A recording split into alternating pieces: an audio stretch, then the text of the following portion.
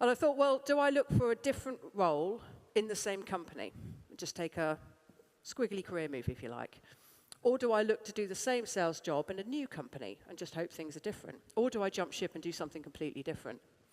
And I spent the weekend thinking about this, and I was quite keen on the old red wine back in those days. So I'm drinking about a bottle and a half of wine most nights at this point. I'm waiting for you to gasp.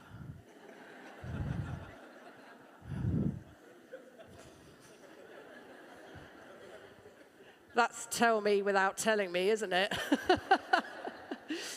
Well, I thought it was quite a bit. Jury's out for some of you. I'm eating ready meals from M&S. You know, ready meals are ready meal, and absorbing up the wine. But anyway, by Sunday night, I make a decision. I take my BlackBerry out of my pocket, and that's a tell me you're middle-aged without telling me you're middle-aged, isn't it? Some of you won't know what one is, perhaps. It's a communication device, an old one. Not quite as old as the phones that... Anyway, I type out an email to my boss offering my resignation. Monday morning comes along, and he accepts it. Just a bit quick, I thought. You know, 24 hours to think about it, you could have thought. Anyway, by Friday, I've handed back my BlackBerry, my phone, the pass, the laptop, everything a company gives you, and I'm a free agent. Nothing to go to, no savings, no contingency, but I'm done with that particular part of my career. So I thought about what I wanted to do next. Needed to be something where I could earn money pretty quickly. It needed to be something that was predicated around health, because I've given up alcohol at this point, just celebrated 13 years sobriety. So I decided that personal training will probably be a good shout for me. Predicated around health, you know, it's going to be a good shout. So I retrained as a personal trainer, and then went onto a local internet forum called the East Dulwich Forum to try and get my first client. And pretty quickly, I got a bite. Someone said, yep, I can meet you in the park. What time? How much? So I set up to meet this person in the local park. Now, I didn't look much like a personal trainer then, but I was qualified, and I had a few bits of kit. I had a medicine ball, a kettlebell, some pads for them to box into, in a rucksack, and a single-speed bike. And I would cycle around on this single-speed bike with all this kit on my back. If it was raining and I turned a corner, I would almost always slip. If you're thinking that's a funny amount of equipment, you know, quite heavy to put in a rucksack, you'd be right. I soon upgraded that rucksack.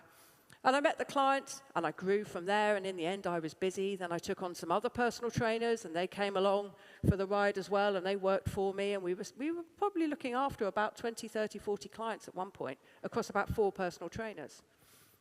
And we were doing a good job. We were empathetic, we were friendly, we were compassionate, we were well qualified, we were diligent. But when we had a huddle, all of us felt that we weren't doing the best job for our clients. Couldn't quite put our finger on why, but we just felt we weren't doing the best job. And it wasn't really about us per se, but it was more about the service we were offering.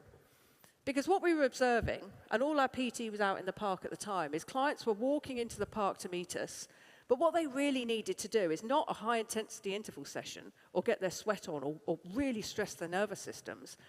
What they needed to do is to come in and take this rucksack of stuff off their backs, metaphorically and literally, and go for a walk and have a chat. So we thought there was this paradox here of what they thought they were buying versus what they needed, and a paradox between what they needed and what we were giving them. So that was the first realization, that there's a number of paradoxes in well-being. And we then rethought what we did for these clients. So after a period of thought, we decided to look at health holistically.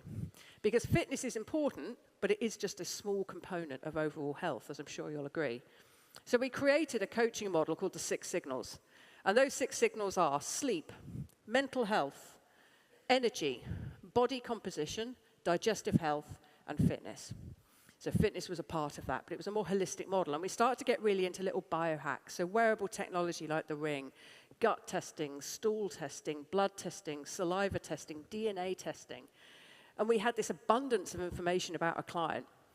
But again, we discovered a paradox, which is the more information you seem to gather about someone, the harder it is to build habits. It was like opening Pandora's box. They were overwhelmed with the amount of information they had.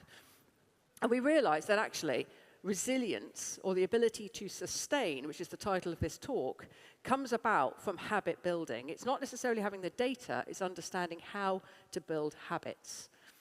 And I think that idea of sustain is important, because resilience is, our resilience is being tested all the time, whether it's in the classroom, whether it's life, whether it's all the things that are going on politically and the world's various issues. We really need that ability to sustain.